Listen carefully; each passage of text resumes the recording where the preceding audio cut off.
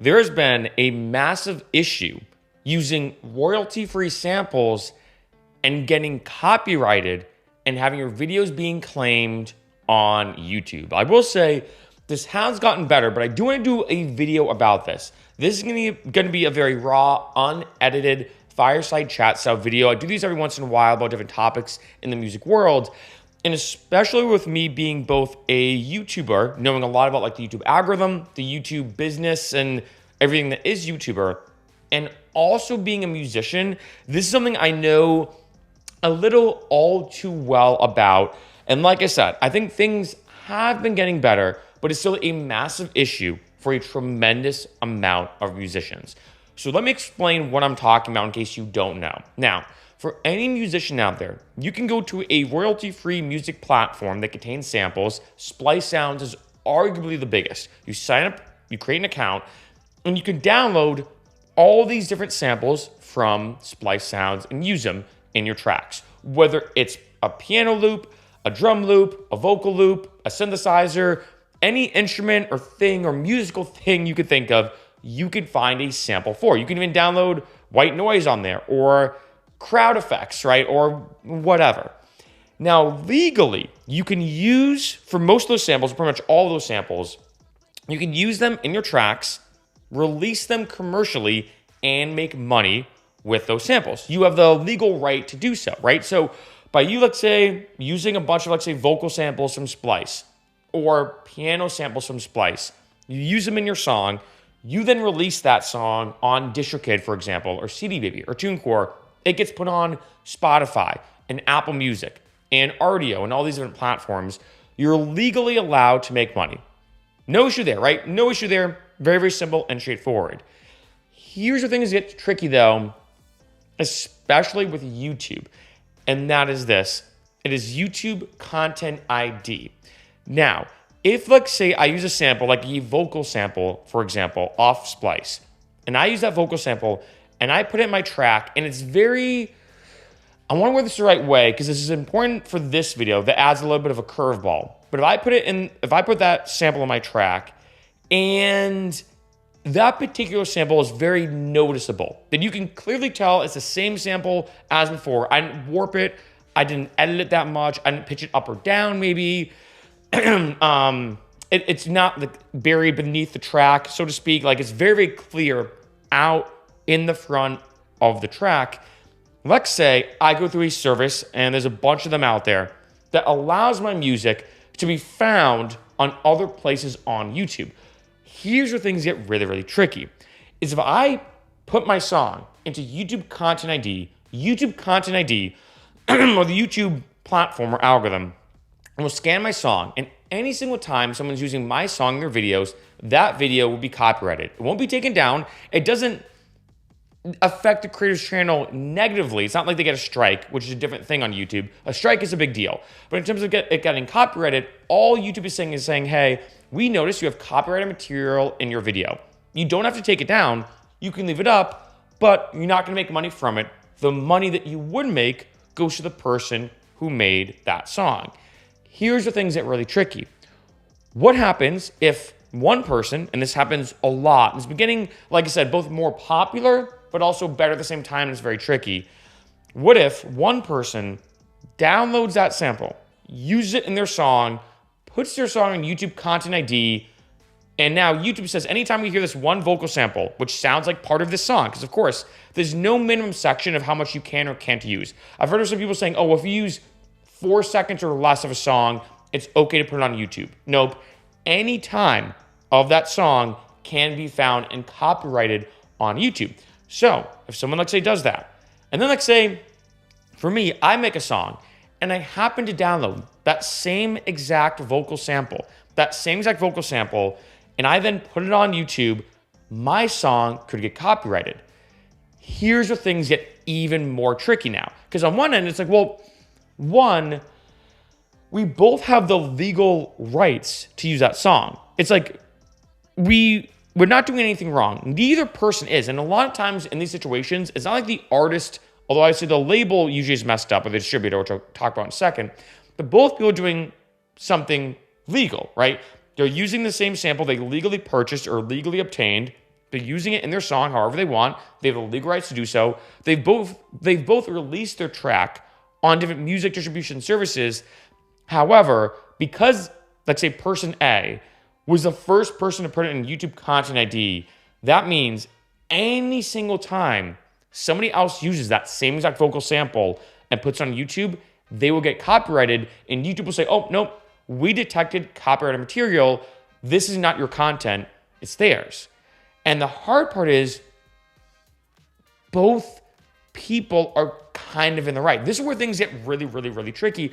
And like I said, I think things have gotten a little better, but this is something I've gotten so many comments and messages about of people saying, hey, Mark, I don't get it. Like, I got a sample off Splice, and I'm going to make things easy. Someone released a track using the same sample, and it's called track 1.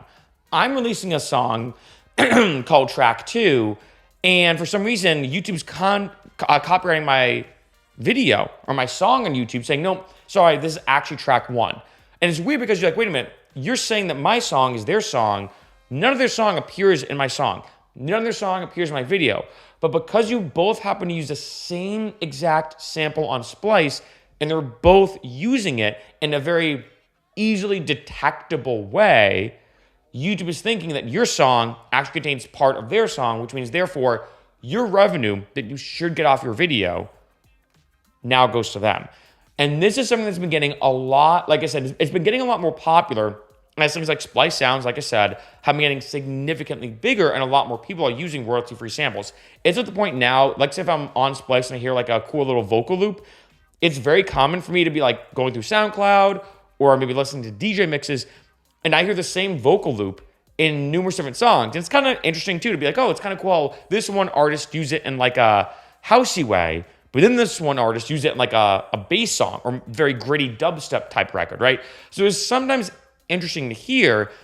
And normally all this would be okay. Normally this would all be okay, but with a big kind of issue comes into play, with a big like wrench gets thrown in the gears, is when it comes to YouTube Content ID. Because what happens is, and this one's very unfortunate, let's say, again, someone uses a sample, a vocal sample in their track, they put it in YouTube Content ID, another person uses the same vocal sample, releases it, puts it on YouTube, YouTube copyrights it, or basically says, hey, sorry, you have copyrighted material.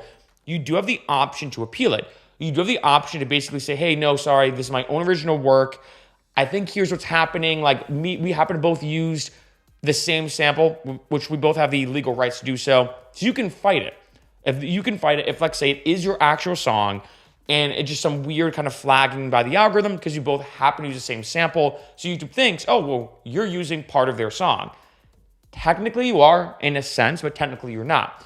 Here's where things get really unfortunate though. If you go to fight it, a lot of times, which is super messed up, labels, distribution companies, all these different services will still deny your claim, saying, nope, sorry, we still think we're in the right. And here's the truth. This is something I've realized, and this is with me knowing a lot about YouTube.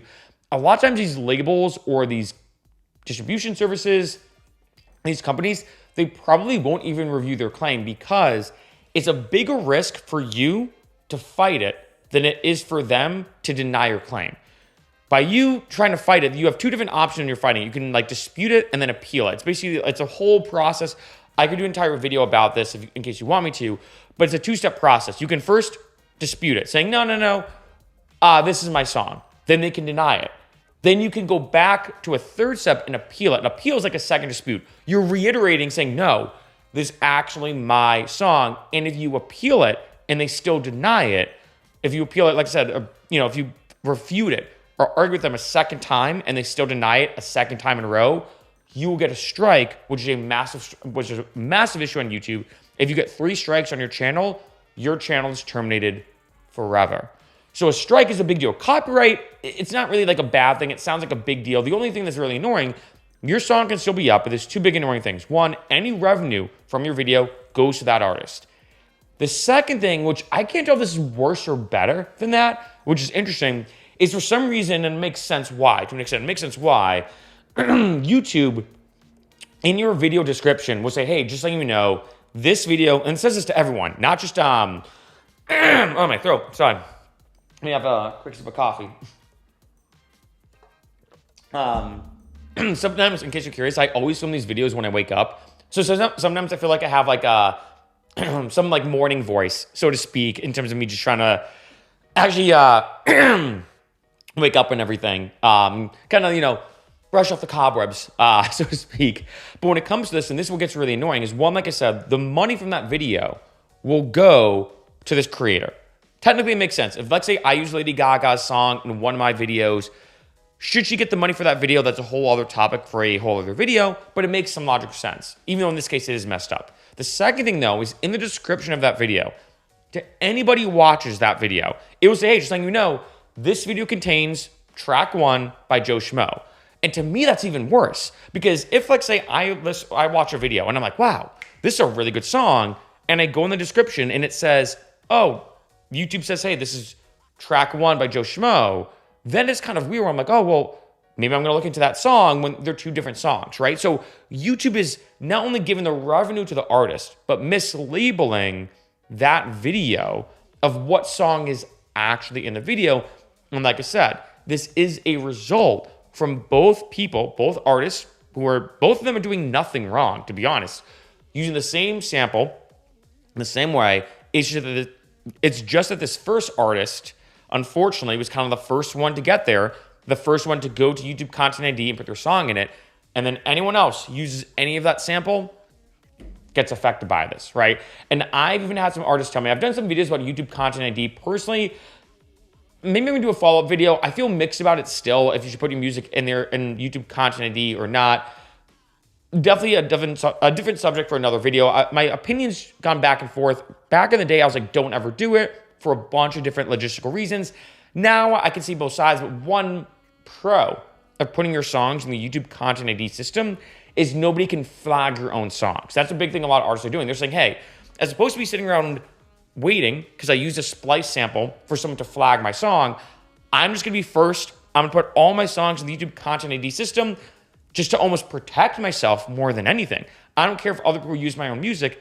I just don't want to be flagged for copyrighted material when it's technically not the full truth.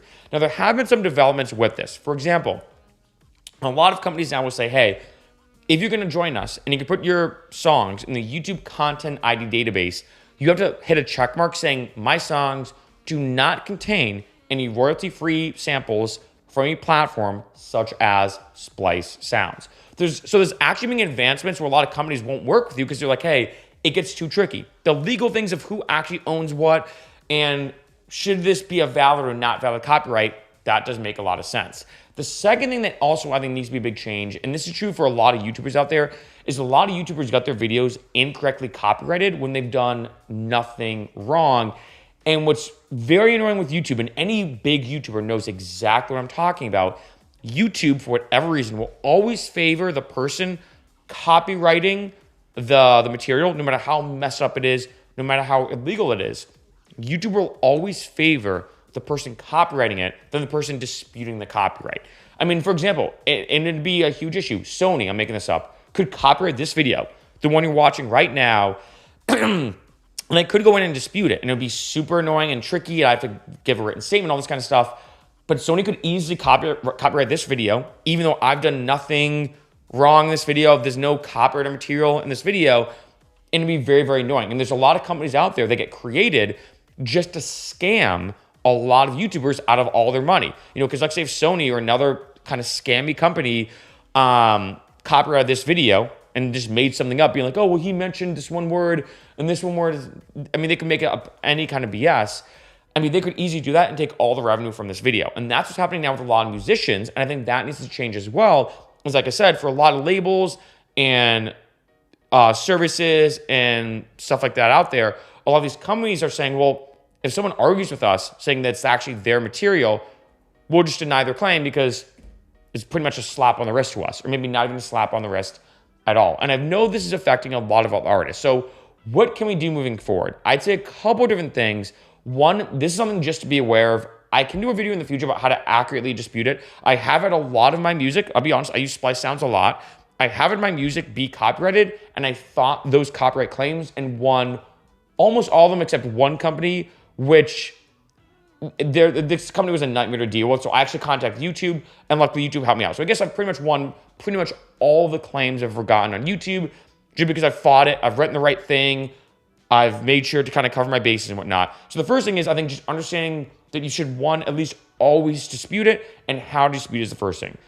The second thing is, I'm not saying to not use splice sounds. I know it's probably like a very easy fix for a lot of musicians, being like, well, dude, just don't use it. But in this day and age, it is helpful. Let's say I want an authentic, I don't know why this comes to mind, but let's say if I'm doing a song and I want a real sample of someone playing the ocarina. I don't know why that came to mind, but that's what came to mind. Maybe I've been watching too much Zelda or playing too much Zelda. If I actually want a real authentic sample of someone playing an ocarina, well, what would I have to do? Like, call somewhere and ask someone to play? Like, I'd have to hire an ocariнаist, is that the word? Or someone to play it for me. I have to make sure I have the right mics to record it, or I just go to Splice and hit download, right? So it is very convenient, and I think Splice Sounds is here to stay. It's not going anywhere.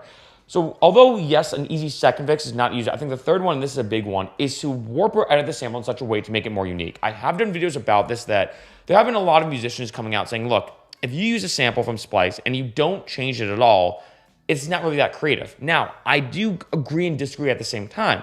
There are some times I find a vocal sample and I'm like, I don't even want to change it because this is exactly what I need. And if I were to change it, it'd be more for my ego than actually making the song better. So it does get tricky. There's been times as well, I'll say, I downloaded a vocal sample from Splice, I used it in my song, I pitch it down 8 semitones, or let's say a full octave. So I clearly changed the sample, and guess what? YouTube still detected it. This is another really interesting thing, that as much as musicians might like to say, let's say in this situation, we'll just warp the sample, chop it up, do something different to it. The YouTube thumbprint algorithm detecting copyrighted material everywhere has gotten very smart and is continuing to get smarter, where even if you warp a sample like I did, pitching it down, which I thought, I didn't even think about it. Like, oh, I pitched it down. It's not going to get detected. And I was doing it more for the song. I wasn't trying to avoid YouTube Content ID. But even with it being pitched down in the mix, it wasn't like super in the front of the track. It was more in like, I don't call it the mid of the track in terms of the EQ, but like it was buried with all the other elements, if that makes sense. YouTube still detected it. And so detection is going to get better. And it's a very tricky area overall. Honestly, I think what's kind of tough at the end of the day is, I think the one surefire fix to this problem, which again is becoming, like I said, both more popular as more people continue to release music, more people continue to use Splice Sounds, but it is also getting better. I think YouTube is now starting to crack down and understand, because it is a very tricky gray area. Because on one end, it is their song. When YouTube detects their song in your video, or their song saying your song, like so you release your song just as a video, YouTube's not wrong. Because they're saying, hey, we found this 1 3-second section in your 1 3-second section in your video. YouTube's not wrong. They are the same section if you're using the same sample. However, does that mean your video should be copyrighted? Absolutely not.